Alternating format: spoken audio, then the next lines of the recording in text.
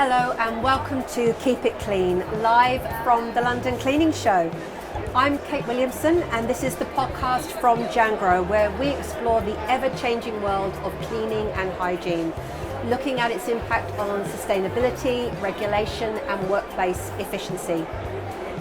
Today I'm joined by someone who truly has her finger on the pulse of the industry. This is Michelle Marshall, the founding editor of the European Cleaning Journal, or ECJ as it's known. For those who don't know, ECJ is the only pan-European magazine for the professional cleaning sector. It's read worldwide by industry experts. Whether in print, online or via the ECJ app, it delivers the latest news, analysis and insights. Michelle, welcome. Thank you, Kate. Welcome to the Airstream. I know, what a lovely Jangro setting. Airstream, thank you. Let's get right into it. So what inspired you to start ECJ? How's it evolved over the years that it's been going? Well, Kate, ECJ has now been going for 32 years this year. So yes, I was right there at the beginning. Yeah. It was at the time when trade barriers across Europe were coming down back in 92, 93. We saw a gap there for a magazine that covered the whole of the European market. Yeah. And that's why we decided to launch. Of course, things have changed. Now UK is no longer in the EU, the European market, but we still very much are a pan-European magazine. Yeah. Europe still includes the UK, of course it does. So we've really been there at the forefront all the way through.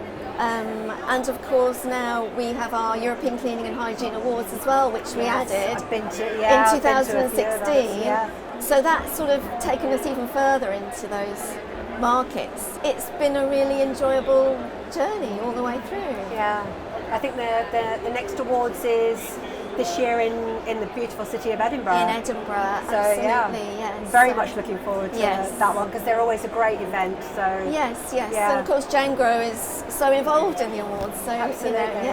We work so well together on that. Excellent. So at Jangro, we've seen a really big push towards sustainability. So I want to start there.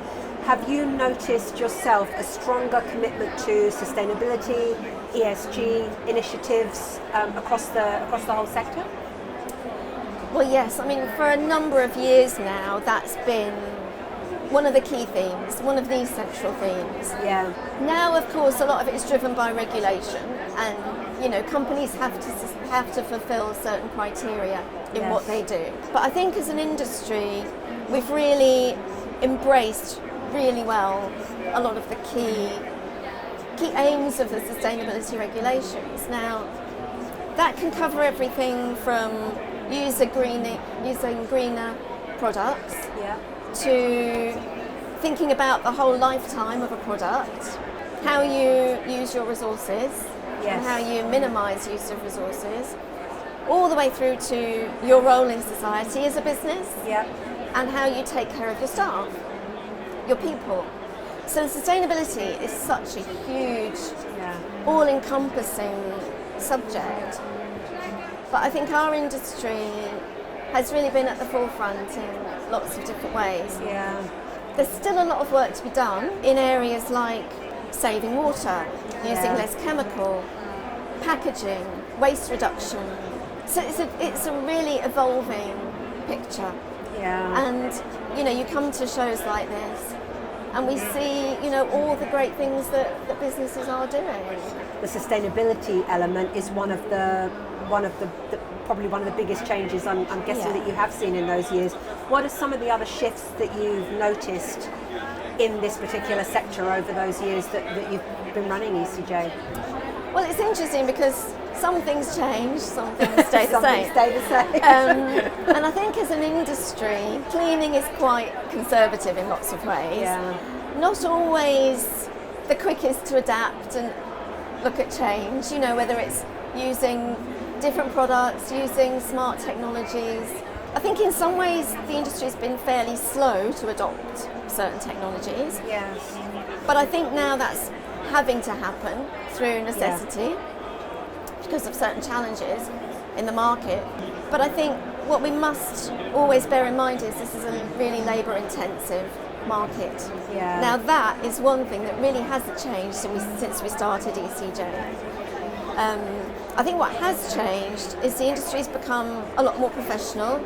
If you look back historically, the cleaning sector didn't have the greatest reputation always for how it treated its people, how it paid its people, how it conducted its business. I'm talking about in the cleaning contractor sector, in the service element. Yeah. And that's very much the ground roots of the cleaning industry, is on the front line providing services. Definitely. So we must remember that. Yeah. And I think that's where some of the biggest developments have come. And of course, technology. You know, we must mention technology because the use of, whether it's automation, which we're now seeing more with cleaning robots and those fancy things. It's very evident here at the show. It's very, very evident. Or we're just looking at the use of software, the use of data, the use of those smart tools that help the everyday cleaner. Yeah. I think that is, you know, one of the biggest changes that we've seen. The quality of the tools and the products that cleaners now have at their disposal. It's vastly different to how it was. Really vastly different in a relatively short space of time. Yeah, no, absolutely. I mean, obviously we've talked about technology, we've talked about sustainability. Do you think there are other positive trends, initiatives that you've not talked about that you think should be adopted more widely in this industry? I think the key thing, it's the main one, it's the people. Yeah. This is a people industry. You can't, with all the new technology, with all the robots, with all the AI, you still can't, we're still really important. Yeah. So, you know, automation can go so far. Yeah. And it can also be a great tool for the cleaning staff, and it can help them do their job. But we must take care of our people better. And I think that is where we're seeing some great initiatives though, and great programs and policies from a lot of the cleaning service providers. Whenever there's change, and there has to be change, with that is always going to come a fairly substantial amount of challenges. You know, I deal with that in my job in terms of, you know, people, you know, getting them to embrace new technology and obviously the education that comes around that. What are some of the biggest issues do you think that are facing businesses within this particular sector at the moment? Well, I mean, you're absolutely right. There is often a challenge around introducing anything new. Yeah. But I think there's a necessity for that now, because one of the biggest challenges is the workforce, again, is recruitment of people. Yeah. If I speak to most cleaning companies, they will say that's the biggest thing facing them is recruiting staff. And retaining them. And yes, retaining them, exactly. Yeah. The turnover of people is a real challenge. And let's face it, often people don't want to work in the cleaning sector. Yeah. If they're from outside, they think, well, the cleaning sector, that's kind of a last resort. So It doesn't always have the razzle-dazzle of... It certainly doesn't have razzle-dazzle, does it? How can we give it more razzle-dazzle, I suppose? So I think because of that, I suppose that's precipitated some positives in that companies are thinking, okay, how can we make the job more attractive? Yeah. How can we make their daily life easier in how they do their job? So that can be in the quality of the products they use. It can be in making products more ergonomic, more user-friendly, but also taking care of them better. You know, whether that's paying better wages, giving them better working conditions, looking after their well-being better, and that's the sort of thing I'm seeing around the industry. The other big challenge we still face is the perception of the industry from the outside world. Yeah. This is something we've spoken about on these podcasts before, and it's we know what a great job we do. Yep. And we know the fabulous work that goes on. So the challenge is, how do we convey that and convince the wider world and the clients, the buyers of services, the facility managers of the vital role that the cleaning operation has within that. And we're in challenging times with everyone looks to reduce costs, to reduce, so we are constantly up against that. But the value of cleaning, it's, as we know through COVID, it's essential. Yeah. But we also know that memories are very short. Yes. So while at that time, everyone thought, well, this is going to be a game changer for the cleaning industry, I'm afraid now, I think in many cases, we've kind of stepped back, haven't we? We have actually. I mean, even from, I've certainly noticed through the use of sanitizers during COVID, they were absolutely everywhere in front of every single shop, absolutely everywhere, and they've just, the volume of them disappeared. Yeah. I mean, that's just one element of. But it's also the visibility of the cleaners. At that time, everyone wanted to see a cleaner. Yeah. Now, some of that may have remained, but a lot of the time, the cleaner's sort of gone back into the background again. Yeah. So it's that visibility, and it's that emphasis on the key role that they play within a building, because if the cleaner wasn't there, you'd soon notice. And everyone would soon complain. Yeah. Exactly. If you had a magic wand and there was one single thing that you could change about the industry to help businesses overcome a lot of these hurdles that you've talked about, if there was one thing you could do, and I know you've talked about the people quite a lot, what would it be? If you could wake up tomorrow and magically have changed one single thing. Well, the single thing that I would want to be better is, as we've just been talking about, is that I think we just need to do better, I suppose, at being confident ourselves within the industry. Yeah. Because I don't think we always serve ourselves best in that way. Yeah. I think there's always been this attitude of, well, we're just the cleaning industry and we're not really shouting about ourselves very much.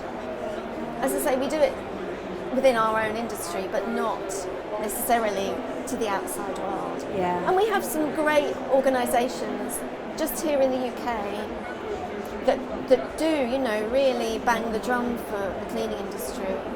But I think it's the confidence to say, no, we are a skilled industry. We are an industry that deserves to be paid, fair rates. Our companies, our cleaning companies, deserve to be profitable, because it's also a massive provider of jobs. We mustn't forget that. Look at the millions of people across Europe who are in cleaning. But I think, the manufacturers and the suppliers have a partnership role to play in all of that too. Absolutely. Because you're all facing out onto the world. Yeah. And again, it's raising that perception and really driving that message. We're seeing a growing number of sustainability. I'm going to go back to sustainability. Yeah. We're seeing a growing number of new sustainability regulations emerging in Europe. Yes. Some of these are ultimately going to eventually influence the UK market. Can you tell us a bit more about those changes that are coming through, Michelle? Yes, I mean, of course, the UK is not part of the EU anymore, but if you're a UK business and you're doing business in the EU, then you will be affected by that. You will have to comply with those legislations.